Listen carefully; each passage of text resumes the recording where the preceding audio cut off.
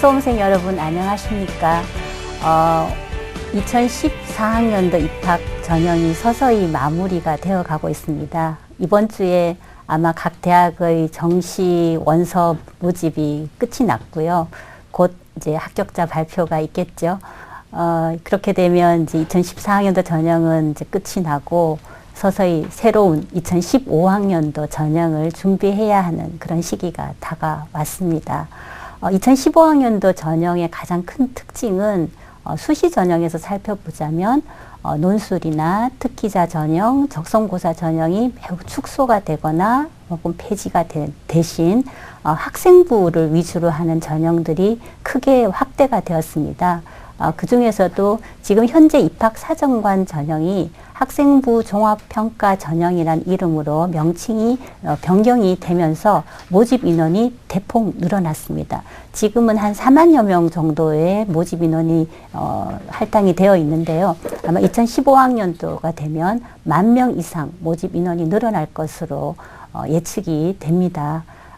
지금까지 입학사정관 전형을 준비해 왔던 학생들에게는 어떻게 보면 매우 이제 기쁜 소식이라고 할 수가 있겠지요.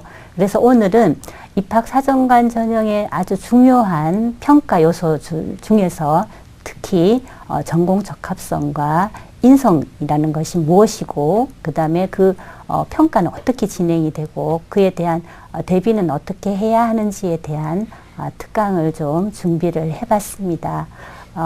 여러분들에게 많은 도움이 되었으면 합니다. 그러면 지금부터 TBS 기적의 TV 상담받고 대학 가자 2015 대학 대입 성공을 위한 특강 인성과 전공 적합성 대비 전략에 대한 강의를 시작하겠습니다.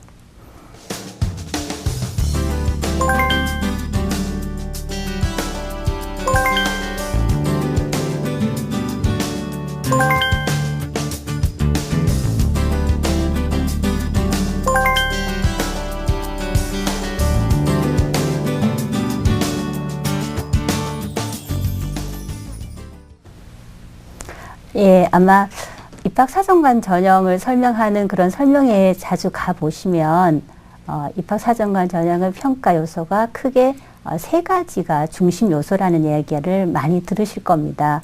기초 학업 역량, 그 다음에 전공 적합성, 그리고 인성이 주로 평가되는 요소라고 강조하실 겁니다.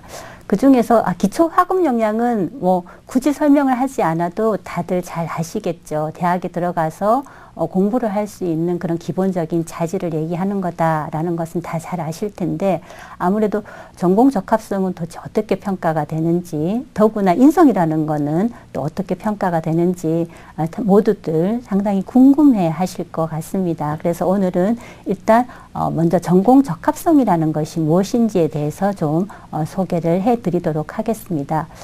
전공 적합성의 개념에 대해서 일단 먼저 정의를 좀 내려보자면요. 전공 적합성이라는 것은 자신이 전공하려는 그런 학문 분야에 이 관심과 소질이 있으며, 그 다음에 이와 관련된 구체적이고 또 실현 가능성 있는 목표를 설정하고 이에 대해서 노력하는 태도, 그 다음에 그런 노력 속에서 나타나는 성취 정도를 평가하는 것이 바로 전공 적합성 평가라고 할 수 있습니다. 그러니까 이 정의에서 사실은 이 전공 적합성에서 뭘 평가하려고 하는지가 굉장히 구체적으로 잘 드러난다고 할 수 있는데요. 일단 무엇보다도 전공에 대한 관심과 소질이라는 것이 굉장히 중요한 평가 요소이고, 그 다음에 이런 것들에 대해서 뭔가 성취할 수 있는 실현 가능성이 있는 그런 목표를 설정한다는 것은 전공에 대한 어떤 아주 구체적인 적합한 이해를 하고 있다라는 것을 얘기하는 것이고요. 그다음 그냥 이해해서 끝나는 것이 아니라 이것을 실제로 실천을 해서 구체적인 어떤 결과나 성취를 나타내는 부분들이 전공 적합성에서 평가하고자 하는 가장 중심적인 개념이다, 이렇게 말씀을 드릴 수 있습니다. 근데 제가 전공 적합성에 대한 이야기를 이제 학생이나 혹은 학부모님들께 말씀을 드리면, 그리고 또 그분들의 이야기를 한번 들어보면 막 크게 아주 중요한 오해들을 좀 하고 계신 것 같아요. 그래서 오늘은 먼저 그 오해에 대한 부분부터 좀 풀어드리고 본격적으로 설명을 좀 드리도록 하겠습니다. 전공적 합성에 대해서 말씀을 드릴 때 많은 분들이 제게 가장 먼저 묻는 질문은 뭐냐 하면 그 전공을 도대체 언제 정해야 하나요? 고등학교 1학년 때부터 정해야 합니까? 이런 질문들을 많이 하십니다. 그리고 혹시 그 전공을 정했는데 중간에 바뀌면 어떻게 하나요? 그런 말씀들을 많이 하세요. 그러니까 이 부분이 어쩌면 전공적 합성에 대한 오해의 가장 큰 부분이라고 할 수가 있는데요. 가만히 돌이켜보면 사실 고등학교 1학년 때부터 나는 벌써 대학에 가서 뭘 하겠다, 혹은 앞으로 커서 뭐가 되겠다, 이런 것들을 확실하게 알고 있는 학생들이 사실은 그렇게 많지 않습니다. 물론 그런 것들을 빨리 결정한 학생들은 굉장히 행운아이겠지요. 근데 전공 적합성이라는 것은 이 고등학교 3년 과정을 통해서 내가 정말 앞으로 내가 살아가는 데 있어서 나에게 적합한 진로, 나에게 적합한 전공이 무엇인지를 끊임없이 자기 이해를 통해서 탐색해 나가는 과정, 그 자체가 사실은 전공 적합성의 중요한 평가 포인트입니다. 그러니까 사실 1학년 때는 내가 의사가 되겠다고 했다가 2학년 때 가서는 교사로 바뀔 수도 있고요. 3학년 때는 또 다시 과학자로 바뀔 수 있습니다. 그러니까 그게 변했다고 해서 전공 적합성이 떨어지는 것이 절대로 아닙니다. 근데 그 각각의 전공에 대해서 자신이 탐색해 나가는 과정이 정말로 진정성 있고 그 부분이 굉장히 열정적이고 그 다음에 그 부분이 굉장히 심화되어 있다면 그 부분은 충분히 전공 적합성에서 좋은 평가를 받을 수 있다는 이야기이지요. 그 다음에 두 번째로 많이 받는 오해 섞인 질문 중에 하나는 뭐냐 하면 제가 이런 전공을 하고 싶습니다. 선택을 하고 싶은데요. 이 부분을 가지고 대학에 평가를 받으려면 도대체 어떤 활동을 해야 합니까? 이렇게 질문들을 많이 하십니다. 그러니까 나는 의대를 가려고 하는데 의대에 적합한 전공 활동은 뭔가요? 혹은 나는 경영학과를 가려고 하는데 경영학과에 적합한 전공은 뭔가요? 이런 질문들을 많이 하세요. 근데 사실은 적합한 활동이라는 것이 이미 결정이 되어 있는 것이 아니라는 점이 굉장히 중요한 전공 적합성의 포인트입니다. 그러니까 뭐 전공학과 관련 경험과 활동이 직접적이어야 할 필요가 사실은 없습니다. 근데 많은 학생들이 이런 오해를 하고 있습니다. 그래서 내가 만약에 의학과를 진학을 하려고 한다라고 하면 뭔가 의학 관련된 서적들을 좀 읽어야 할 것 같고 또 병원에 가서 봉사활동도 해야 될 것 같고 뭐 심폐소생술 이런 자격증도 좀 받으면 좋을 것 같고 헌혈도 해야 될 것 같고 뭐 주변에 의대 갔다 온 학생들이 또 그런 활동을 했다고 하더라 뭐 이런 소문들을 듣고 그런 것들을 준비하는 학생들이 의외로 많이 있습니다. 가만히 곰곰이 생각하면 내가 정말 의대를 진학할 때 그런 활동들이 정말 내 마음속에서 우러나오는 그런 욕구와 그런 필요성에 의해서 그런 것들이 선택이 되어졌는가 하는 부분에 대해서 늘 한번 되짚어 봐야 한다는 이야기죠. 오히려 의대에 갈 수 있는 전공 적합성은 의학 공부를 할 수 있는 기본적인 기초 과학에 대한 이해가 먼저 선행이 되어야 한다든가 혹은 사실은 굉장히 이제 생명에 대한 경외심이나 인간에 대한 이해나 이런 것들이 굉장히 필요하거든요. 그런 인문학에 대한 이해가 오히려 의대에 갈 수 있는 그런 좋은 전공 적합성의 한 요건이 될 수도 있습니다. 그리고 인간에 대한 애정 이런 것들도 필요하고요. 타인에 대한 배려 뭐 그런 걸 통해 볼 수 있는 봉사활동 같은 것들도 충분히 전공 적합성의 요소가 될 수 있는데 그게 반드시 병원에 가서 봉사하는 건 아니라는 거죠. 근데 많은 학생들이 그렇게 직접적으로 연결해서 이 활동을 해야 된다 혹은 저 활동을 해야 된다라고 생각을 하는 부분들이 전공 적합성에 대한 굉장히 잘못된 이해를 낳고 있다고 생각이 듭니다. 그런 부분들을 좀 조심하면서 전공 적합성 평가가 어떻게 이루어지는지를 좀 자세히 살펴보도록 하겠습니다. 물론 이제 아직도 소수의 인원을 선발하는 대학들은 특정한 어떤 부분에 대해서 특별한 활동을 하거나 특기를 가지고 있는 그런 학생들을 전공 적합성으로 평가하는 대학도 사실은 없는 것은 아니지요. 하지만 이제 입학사정관 전형은 아까도 말씀드렸지만 선발하는 인원들이 굉장히 늘어났습니다. 확대가 되었기 때문에 몇몇 특기를 가진 학생을 선발하는 전형이 아닙니다. 그래서 굉장히 전공 적합성에 대한 개념들이 굉장히 폭넓어지고 그 다음에 굉장히 확대돼서 이해가 되고 있다는 점을 말씀을 드리고자 합니다. 그래서 특정 분야만 편중되어서 그 부분만 어떤 활동을 하거나 어떤 뭐 흔히 이제 학생들이 얘기하는 방식으로 뭐 스펙을 쌓아야 하는 것이 전공 적합성의 어떤 평가 기준은 아니다라는 말씀을 드리고 싶습니다. 그런 부분에 대해서는 사실 입학사정관 전형들에 대한 어떤 입학사정관들에 대한 그 설문조사 같은 데서도 충분히 확인이 되는데요. 저희가 지난 여름에 우리 학교에서 우리 서울 시내에 있는 23개 상위대학의 책임급 입학사정관들에게 설문조사를 했었습니다. 그래서 전공 적합성 평가를 어떻게 하느냐, 그 다음에 전공 적합성을 평가하기 위해서 특정한 학과에 맞는 그런 특정한 평가 기준을 가지고 있느냐, 그런 질문을 했었을 때 거의 70% 이상의 입학사정관들이 학과마다 이렇게 확고하게 이렇게 설정이 된 그런 전공 적합성의 평가 기준은 가지고 있지 않다고 답변을 했습니다. 그러니까 굉장히 전공 적합성이라는 개념을 넓게 확대해서 해석을 하고 있다는 거지요. 그러니까 이런 이유는 뭐냐 하면 너무 편중된 어떤 특별한 활동에 대해서만 강조를 하게 되면 사실 이것이 지금 고등학교의 어떤 학교 현장을 좀 왜곡시킬 가능성이 있습니다. 특별한 과목만 열심히 한다든지 특정한 활동만 열심히 한다든지 실제로 고등학교에서는 어떻게 보면 폭넓은 고등학교 전체 교과들을 골고루 잘 이렇게 공부를 하는 것이 사실 더 필요하고요. 또 그렇게 공부한 여러 전체 교과목을 골고루 공부하고 다양한 활동을 펼친 학생들이 실제로 대학에 들어와서 더 좋은 성취를 내고 있다는 그런 종단 연구 결과도 있거든요. 그래서 전공 적합성을 어떤 특정 분야에 대한 특별한 활동이나 특기로 오해하지 않으셨으면 하는 것이 오늘 제가 여러 수험생들에게 가장 강조해서 말하고 싶은 그런 부분이라고 할 수 있습니다.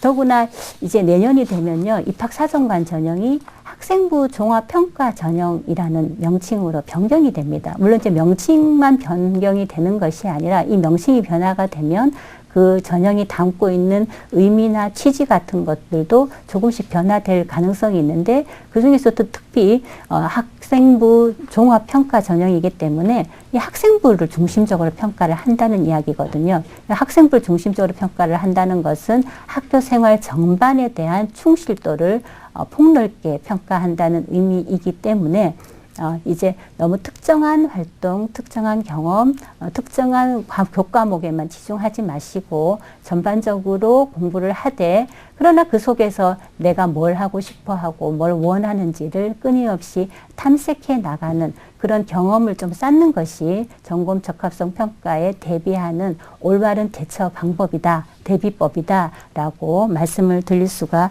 있을 것 같습니다. 그러면 지금까지는 전공 적합성이라는 것이 대략 어떤 경향성을 가지고 있는지에 대해서 말씀을 드렸고요. 조금 더 이제 이야기를 좀 구체적으로 들어가서 실제로 대학에서 전공 적합성을 어떻게 평가하고 있는지 그 평가 기준에 대해서 그리고 평가 내용에 대해서 좀 설명을 드리도록 하겠습니다. 전공 적합성의 평가 기준은 뭐 크게 보면 전공에 대한 요 부분은 좀 자세하게 화면을 좀 보면서 설명을 하면 더 좋겠지요. 각 대학들이 물론 전공 적합성의 평가 기준이 다 똑같지는 않습니다. 대학마다 조금씩 미세한 차이는 있습니다만은 대체적으로 봤을 때 대학들이 전공 적합성을 평가할 때 가장 많이 보는 것은 전공에 대한 열의가 있는가, 관심이 높은가 하는 부분입니다. 그거에 대한 어떤 특정한 결과치를 얘기하는 것이 아니라 그 부분에 대해서 얼마나 관심을 가지고 있는가. 그리고 그 관심을 그냥 관심에서 그치지 않고 내가 이 전공에 대한 관심이 있으면 당연히 이제 이런 전공들이 어떠한 것인가에 대한 이해하고 탐색해 가는 과정이 수반이 되겠지요. 그래서 그 다음에는 주로 많이 보는 것이 전공을 탐색해 나가는 과정이 얼마나 다양하게 진행이 되었는가 하는 것들을 많이 평가하고 평가 기준으로 삼고 있습니다.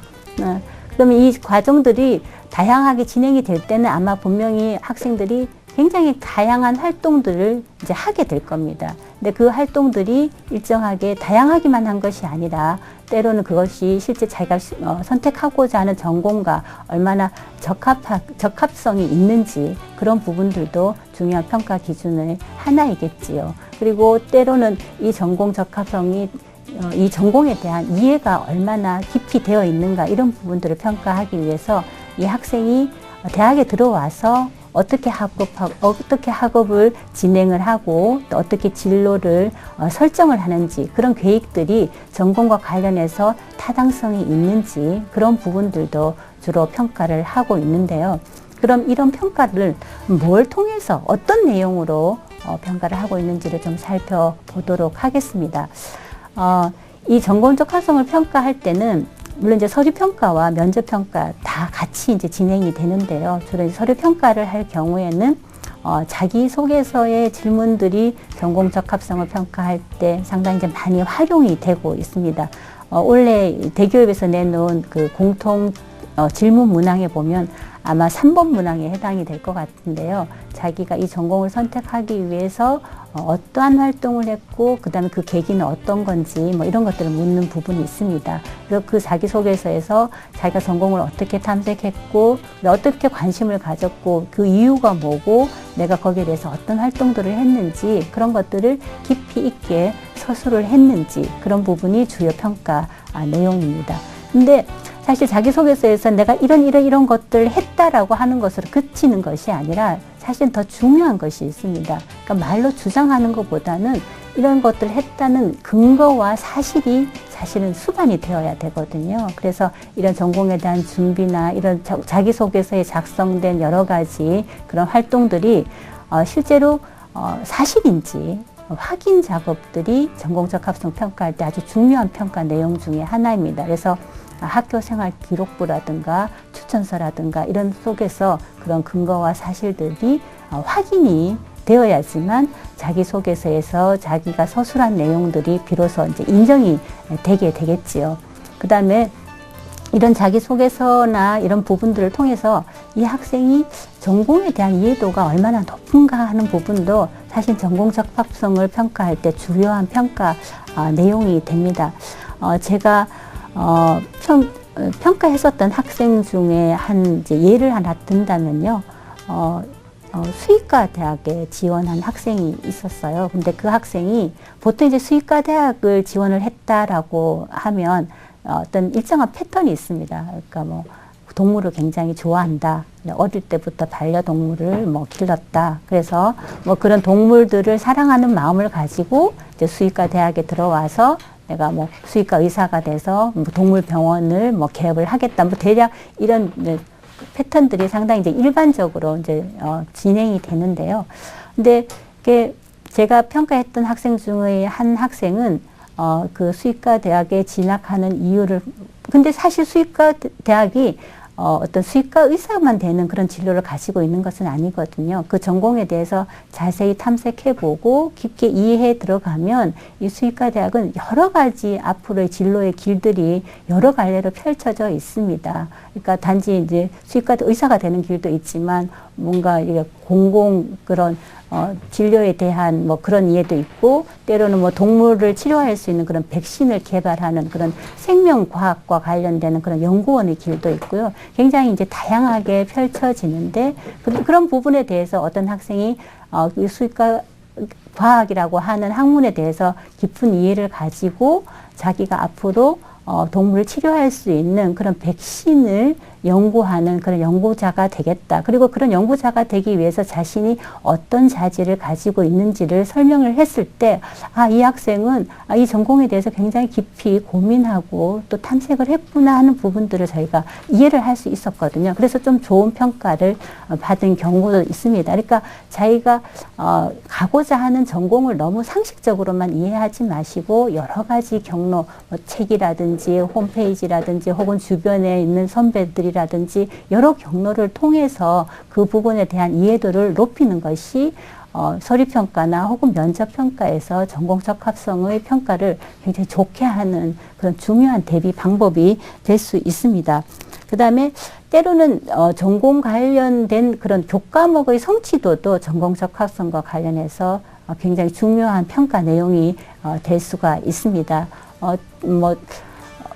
직접적으로 연결되는 그런 전공도 있고요. 또 굉장히 이제 간접적으로 연결되는 그런 전공도 있을 수 있지만, 예를 들면 영어 영문학의 경우에는 영어 실력이 당연히 이제 수반이 돼야 되겠죠. 그래서 영어 교과목의 성취도가 높은 것들이 주요한 전공 적합성을 평가 내용이 될 수도 있고요. 그 다음에 관련되는 수상 실적이나 활동, 이런 것들, 그 다음에 학업이나 진로 계획이 타당성이 있는 요소들, 이런 것들이 전공 적합성의 주요한 평가 내용이 되니까 이런 부분을 자기소개서나 학생부 이런 것들에서 잘 발견이 될 수 있도록 그렇게 쓰여져 있는 것이 서류평가에서 굉장히 중요하고, 면접에서는 이런 부분들이 잘 설명이 되어야 되겠지요. 예, 이상 전공 적합성의 평가 기준과 평가 내용에 대해서 좀 제가 자세하게 설명을 좀 길게 드렸습니다. 예, 그러면 도대체 이런 전공 적합성을 잘 평가받기 위해서 어떠한 대비를 해야 할지, 대비 전략에 대해서 간단하게 좀 설명을 좀 드리겠습니다.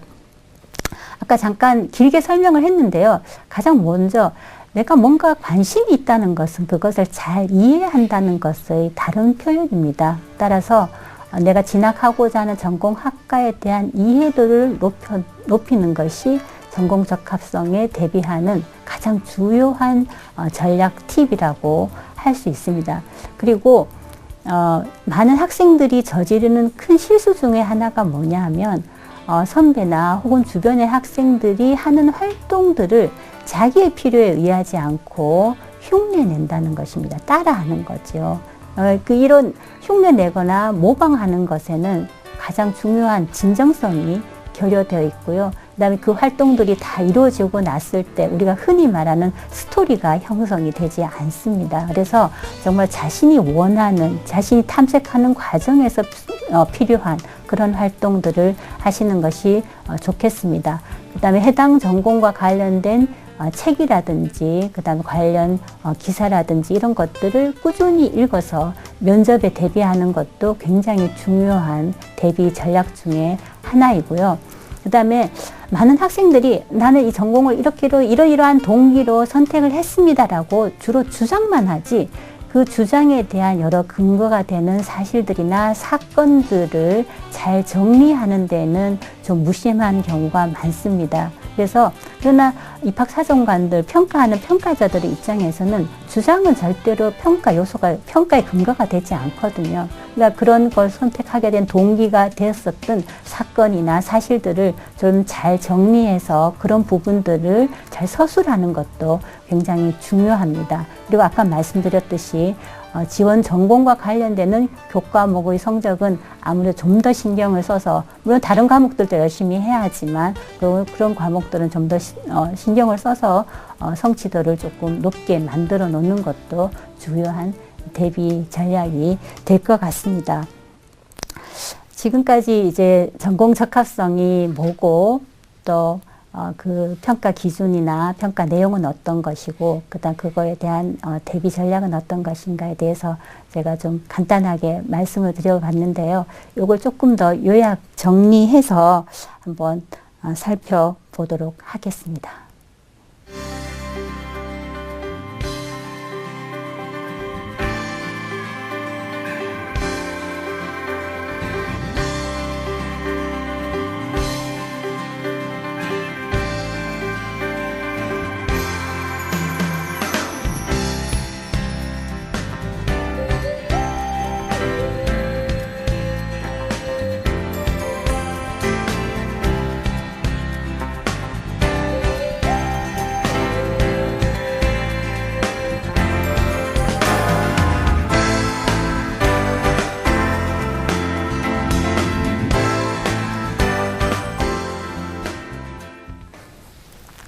예, 이번에는 전공 접학성과 더불어서 인성평가에 대한 개념과 그다음 인성평가를 어떻게 하는지 그 평가 기준에 대해서 한번 살펴보도록 하겠습니다. 인성이라는 것은 번박하게 대체적으로 말씀을 드리면 인간이 공동체, 뭐 가족도 좋고, 뭐 친구, 사회, 뭐 국가, 민족 다 그런 공동체 속에서 제대로 잘 살아가기 위한, 그리고 그 속에서 내가 일을 할 때 도움을 줄 수 있는 그런 바람직한 사고와 행동 일체를 저희가 인성이라고 표현을 합니다. 한마디로 말해서 잘 살아가기 위한 좋은 자질이나 품성을 인성이라고 하지요. 세상을 살아가다 보면 지식과 기술도 굉장히 필요하지만 좋은 인성을 가진 사람이 혹은 굉장히 성공하고 또 여러 가지 좋은 결과를 나타내는 경우가 많이 있습니다. 그래서 대학에서도 지금까지는 사실 거의 점수 위주로, 사실 지식과 기술 위주로 이제 학생을 선발해 왔는데, 이 인성이라는 것이 실제로 좋은 결과를 내는데 굉장히 필요한 요소라는 자각과 함께 인성을 직접적으로 이제 평가하고자 하는 변화가 나타나고 있습니다.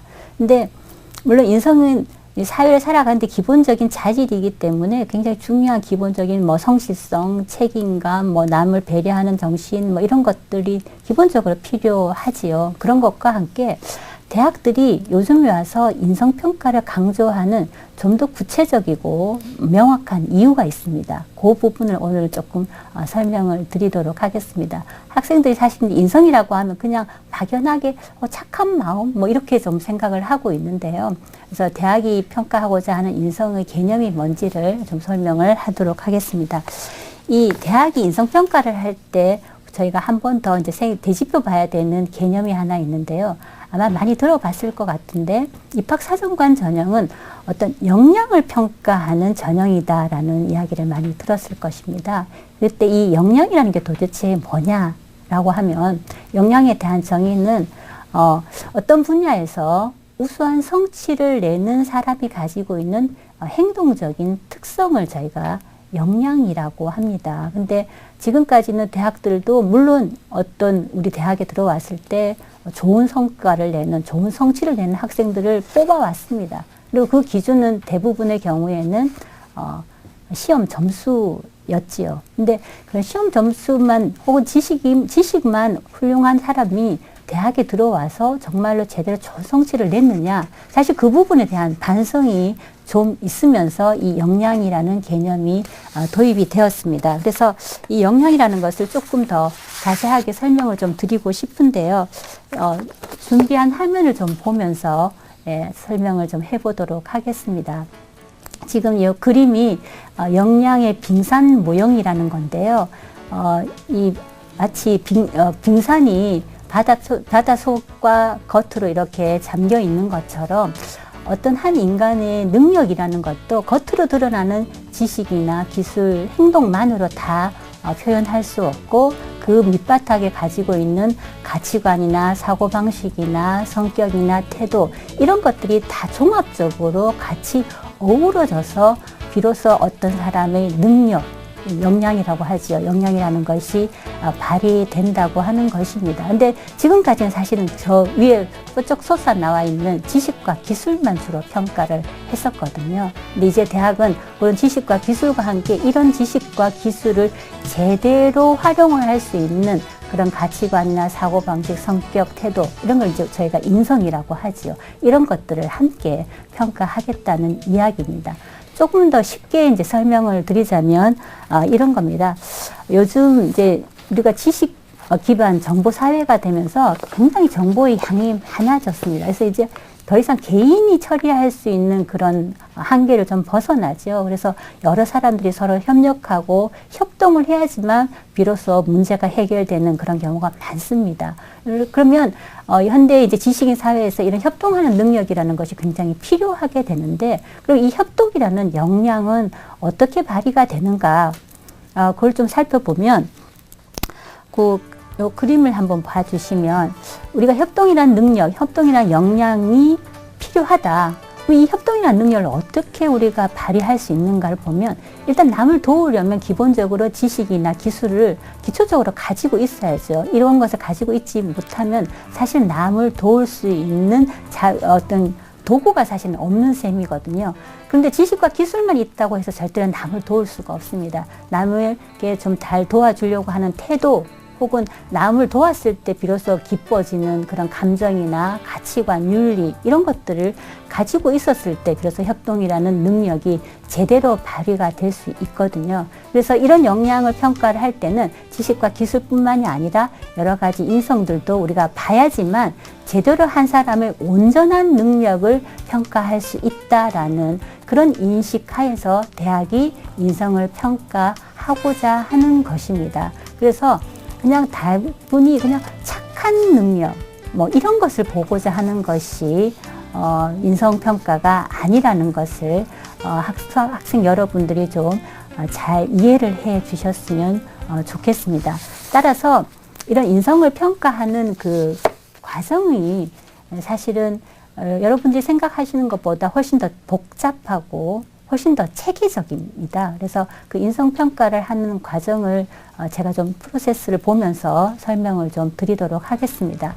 이 인성평가 과정은요, 대학마다 전형을 이제 개발을 하게 됩니다. 어떤 학생을 이제 선발을 하겠다라고 하는 의도를 가지고 전형을 개발을 할 때, 이 전형 개발을 할 때 가장 중요한 건 뭐냐 하면, 우리 대학이 가장 필요로 하는 인재가 어떤 사람이냐 하는 것입니다. 그러니까 어떤 역량을 가지고 있는 인재를 우리가 선발을 할 것인가 이거든요.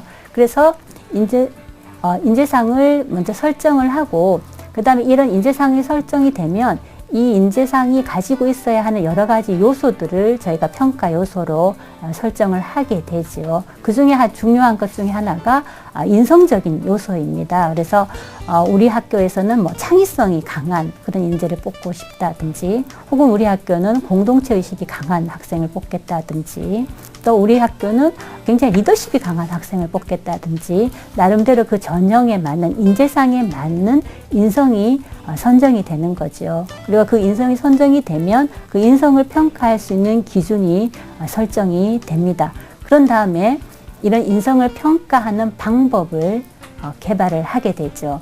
왜냐하면 인성은 굉장히 추상적이고 넓은 개념이기 때문에 평가자가 여러 명이 있을 때 그 인성평가 방법이 제대로 개발이 되어 있지 않으면 굉장히 평가에 있어서 편차가 생기게 됩니다. 그래서 평가 지표를 먼저 개발하는 과정이 굉장히 중요한데요. 이 평가 지표에 대해서는 다음번에 좀 더 자세하게 설명을 하도록 하겠습니다. 그래서 평가 지표를 개발을 하고, 그다음 이걸 어떻게 점수를 결정할 것인지, 그다음에 어떤 자료를 보고 평가를 할 것인지 그런 자료들을 개발을 하고, 그런 평가 방법을 개발을 한 다음에 실제로 서류 평가와 면접 평가를 통해서 인성을 평가를 하게 됩니다. 그러면 그 중에서 가장 중요한 평가 지표는 어떻게 구성이 되는지 한번 보도록 하겠습니다. 이 평가 지표를 만들 때 가장 중요한 부분은요, 먼저 평가 인성에 대해서 구체적으로 정의를 내려야 합니다. 예를 든다면 지금 제가 이제 공동체 의식을 예를 들고 있는데요. 이 공동체 의식이라는 것이 사람마다, 평가자마다 굉장히 다르게 생각할 수가 있습니다. 근데 평가자는 적어도 같은 개념에서 평가를 해야 하기 때문에 평가 지표상에서 우리는 공동체 의식은 어떠한 것을 평가하는 것이다 라고 그 정의를, 그 개념을 서로 합치해서, 서로 합의해서 설정을 할 필요가 있습니다. 예를 든다면 지금 여기 표에 나와 있는 것처럼 우리가 공동체 의식이라는 거는 공동의 목표를 수용하고, 그 다음에 타인과 공동체를 위해서 자신을 희생할 수 있고, 그 다음에 구성원들에 대해서 신뢰와 믿음을 가지고 적극적으로 의사소통하고 협조하는 그런 능력이라고 우리가 정의를 했다고 하면, 이제 여기서 중요한 평가 포인트가 되는 것, 그러니까 세 가지가 나오죠. 목표를 수용했느냐, 그다음에 타인 자신을 희생했느냐, 그다음에 의사소통하고 협조했는가, 이런 세 가지 부분에 대해서 우리가 평가를 하자라고 서로 약속을 하는 것입니다. 평가자끼리. 그러면 공동체 의식과 관련되는 여러 가지 다양한 요소들이 있지만 적어도 우리 학교에서는 우리 평가자들은 요 세 가지 중요한 핵심 포인트를 가지고 인성을 평가하겠다라고 하는 그런 이제 서로의 합의 과정이 생기게 되는 거죠.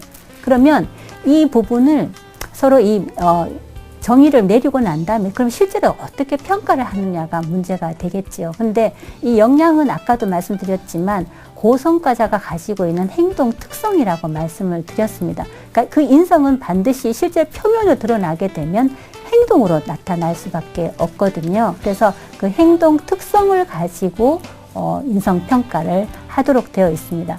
그러면 서류평가에서는 그럼 행동을 어떻게 보냐? 면접에서는 행동 특성을 볼 수 있지만 서류평가에서는 그럼 행동 특성을 어떻게 보느냐?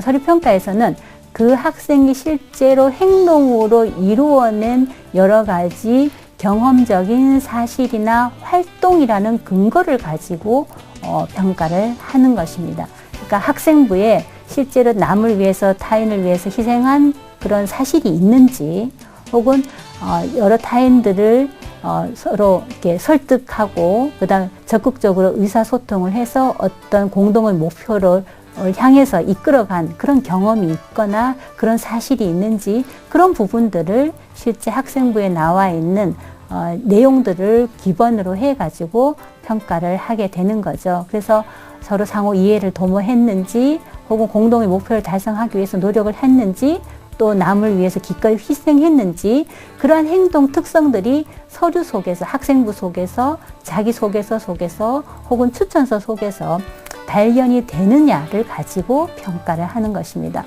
면접에서는 이것과 관련되는 인성과 관련되는 질문을 던지죠. 네가 공동의 목표를 위해서 기꺼이 네 자신을 희생한 그런 경험이 있느냐라고 질문을 해서 그 질문에 대한 여러 가지 탐색 질문, 탐침 질문을 통해 가지고 평가를 하는 방식으로 인성을 평가를 하도록 되어 있습니다. 그래서 뭐 이런 인성 지표 속에서는 이제 평가할 때 어떤 거를 유의했으면 좋겠다라는 것들도 저희가 이제 써놓고요. 평가자들끼리 서로 이제 합의를 하기 위해서 그다음에 때론 평가 수준 같은 것도 정해놓습니다. 이건 대학들마다 다를 수 있습니다. 어떤 대학은 5점 척도로 평가를 할 수도 있고 어떤 대학은 7점 척도로 9점 척도로도 평가를 할 수 있고 나름대로 그런 평가의 점수를 어떻게 수준을 어떻게 결정을 해야 할지를 대학들이 정해서 그러니까 정의를 내리고 행동 특성에 대한 파악을 하고 그다음에 어떻게 평가해야 될지 방법을 정하고 그다음에 척도를 정한 다음에 인성을 평가하며 왜냐 우리가 생각하는 것처럼 학생을 보고 면접을 보고 저 학생은 뭐 좋은 인성을 가졌구나 혹은 뭐 안 좋은 인성을 가졌구나 이렇게 평가하는 것이 아니라 실제로 대학에서 인성을 평가하는 방식은 방금 말씀드린 것처럼 상당히 체계적으로 객관적으로 인성을 평가한다라는 것을 말씀을 드리고 싶습니다. 자, 지금까지 이제 전공 적합성에 대한 여러 가지 이야기들을 좀 말씀을 드려봤는데요. 학생들이 이제 굉장히 궁금한 것이 그러면 실제로 이런 것들이 어떻게 평가가 됐는지 그런 평가된 우수 사례 같은 것이 좀 궁금할 것 같아요. 그래서 그 부분을 좀 말씀을 드려볼까 합니다. 먼저 이제 전공 적합성과 관련되는 우수 사례를 좀 말씀을 드려볼게요. 어떤 학생이 이제 제가 작년에 평가한 학생 중에 한 명인데요. 이 학생은 이제 사회복지학과에 지원을 했습니다. 근데 전공 적합성과 관련된 평가를 할 때 제가 아까 말씀드렸듯이 전공 적합성과 관련해서 가장 중요한 것은 내가 왜 이러한 진로를 선택하게 됐는지 그 탐색의 과정이 굉장히 중요하다는 그런 이야기를 드렸는데요. 이 학생의 경우에는 사실 처음 사회복지학과를 선택하게 된 그 과정은 사실 굉장히 이제 뭐라고 할까요? 우연한 것이었어요. 그러니까 우연히 이제 반에서 어떤 아이의 또래 아이하고, 우리가 흔히 이제 또래 상담이라고 하는데요. 또래 상담을 학교에서 많이 이제 하도록 하거든요. 그러니까 이제 상담을 했는데, 그 상담하는 과정 중에서 자기는 미처 몰랐는데 자기가 남의 고민이나 이런 것들을 문제를 해결해주는 부분에 있어서 남의 공감을 잘 해주는 능력이 있다라는 것을 이제 발견을 하게 된 거죠. 그래서 이게 나에게 상당히 맞는 일이 될 수도 있겠구나 이런 생각을 했습니다. 근데 보통 아이들은 나에게 이게 이런 능력이 있을지도 몰라 하는 데서 그치거든요. 근데 이 학생의 경우에는 거기서 그치지 않고 좀 더 적극적으로 자기가 할 수 있는 일들을 탐색을 한 거죠. 그래서 먼저 학교에 있는 상담 선생님을 찾아갔어요. 그래서 자기가 이런 일들을 하고 싶은데 선생님은 어떻게 해서 상담 선생님이 됐습니까? 혹은 상담사가 되려면 어떤 과정을 거쳐야 됩니까? 라고 이제 질문을 하게 된 거죠. 그래서 선생님이 학생에게 상담가가 될 수 있는 이런 일들에 대해서 여러 가지 설명을 해줬습니다. 근데 학생은 그냥 이해는 했지만 실제로 이게 내가 정말 해봤을 때 자신과 정말 잘 맞는 일인지를 사실은 이제 확신을 할 수가 없었던 거죠. 그래서 이런 상담을 할 수 있는 여러 가지 주변의 시설들을 좀 찾아다니기 시작을 했습니다. 주변에 뭐 아동복지센터라든가 아니면 사회복지센터라든가 이런 데에서 그런 상담과 관련된 일을 할 수 있는 부분들을 열심히 찾아다니면서 일을 하게 된 거죠. 그리고 그런 일들을 하면서 좀 더 상담이라는 것이 그냥 남을 공감만 해주는 것이 아니라 상당히 그 속에는 어떤 학문적인 체계가 있고 기반이 있고 또 그런 이론들이 있다라는 것을 알고 거기에 대한 여러 가지 책들을 많이 찾아 읽고 때로는 그 관련 학과가 있는 대학에서 하는 여러 가지 전공 그 탐색 활동 같은 데도 참여를 하게 되면서 나는 내가 하는 거는 난 당연히 그냥 남을 돕는 일에서 그치는 게 아니라 내가 남에게 정말 도움을 줄 수 있는 그런 상담을 하기 위해서는 어떤 학문적인 체계를 갖추어야 되겠구나. 그래서 그런 여러 가지 사회적으로 소외되거나 배려가 필요한 그런 사람들에게 상담을 해줄 수 있는 그런 학과를 찾게 되고 그게 이제 사회복지학과로 연결이 된 거죠. 그래서 그런 과정들이 상당히 이제 설득력 있게 이제 전개가 되고 그런 부분들이 단지 그냥 호기심에서 끝난 게 아니라 굉장히 적극적으로 다양한 활동으로 연결이 돼서 좋은 전공 적합성을 자기의 전공을 탐색해 나간 그런 사례로 좋게 평가했었던 기억이 있습니다. 그다음에 인성과 관련해서는요. 사실 많은 사람들이 인성을 평가할 때 어떻게 평가하는가에 대해서 의문을 표시하는 경우가 많이 있습니다. 근데 저희들은 인성과 관련해서 뭐 학생부나 뭐 자기소개서나 뭐 추천서를 활용을 한다고 말씀을 드렸는데 단지 그런 속에서 이 학생은 뭐 아주 책임감이 있습니다. 혹은 아주 성실합니다. 혹은 굉장히 공동체 의식이 강합니다라는 그런 단정적인 서술에 저희가 그 부분을 보고 평가를 하는 일은 사실은 별로 없습니다. 왜냐하면 그거는 그 사람의 평가일 수 있거든요. 그래서 저희가 인성을 평가할 때는 오히려 그런 부분보다는 그 여러 자료들 속에 있는 사실을 근거로 해서 평가를 하는 경우가 훨씬 더 많습니다. 예를 들면 이런 것입니다. 제가 가지고 온 자료들 중에서 학생부의 행동 특성 및 종합 의견에 보면 이런 구절이 있습니다. 이 학생은 우리 학교의 어떤 독서 대회에 나가기 위해서 우리 반 전체가 독서 대회를 나가는데 자기 혼자 좋은 점수를 받기 위해서 노력을 한 게 아니라 책을 읽고 내용을 정리를 해가지고 온 반 아이들한테 다 나누어져서 우리 반 아이들이 전체적으로 좋은 성적을 받도록 노력을 했다라는 사건의 기술이 되어 있습니다. 그러니까 이 사건을 보고 이 아이는 사실 자기 시간을 들여서 남에게 희생하고 남을 도와준 거거든요. 이런 부분에서 이 아이는 좀 공동체 의식이 좀 발견이 되는구나. 물론 이 사실 하나만 가지고 평가를 하는 건 아니고요. 그러니까 그런 부분들을, 그런 사실들을 다양한 곳에서 저희가 추출을 해서 그런 부분들이 전체적으로 이 아이가 가지고 있는 경향성이라고 판단이 되면 이 학생은 공동체 의식이 있구나라고 그렇게 평가를 하고 있습니다. 구체적으로 이러한 예들이 좀 잘 이해가 되셨는지 모르겠는데요.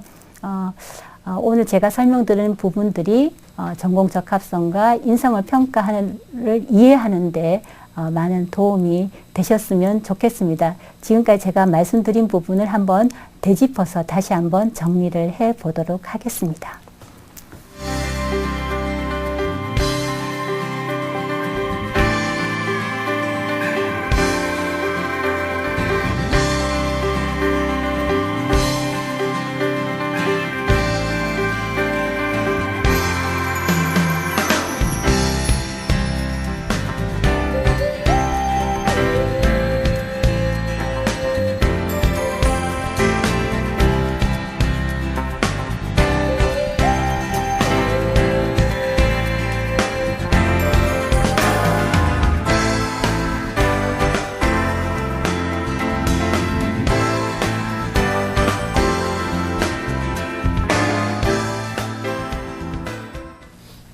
예, 지금까지 2015 대입 성공을 위한 특강, 전공적합성 및 인성평가 대비 전략에 대해서 좀 살펴봤습니다. 쭉 강의를 들어보셨으면 아시겠지만 사실 전공적합성과 인성은 전략적으로 접근할 수 있는 그런 평가 요소는 아닌 것 같습니다. 오히려 진지하게 자신에 대해서 깊이 있게 탐색을 하고 자기를 이해하고 자신이 원하는 바가 무엇인지에 대해서 적극적으로 실천하는 노력, 이것이 전공적합성을 대비하는 가장 좋은 전략이고요. 인성도 마찬가지. 사람은 굉장히 다양한 인성을 가지고 있고 다양한 특성이 있습니다.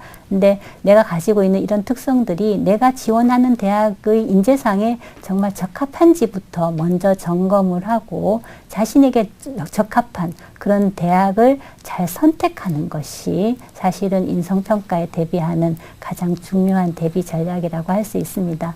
오늘 저의 여러 가지 이제 설명들이 여러분들이 대학에 들어가는데 크게 도움이 될 수 있을지는 사실 자신은 없지만 여러분들이 이를 바탕으로 해서 원하시는 좋은 대학에 합격하시길 바라겠습니다. 감사합니다.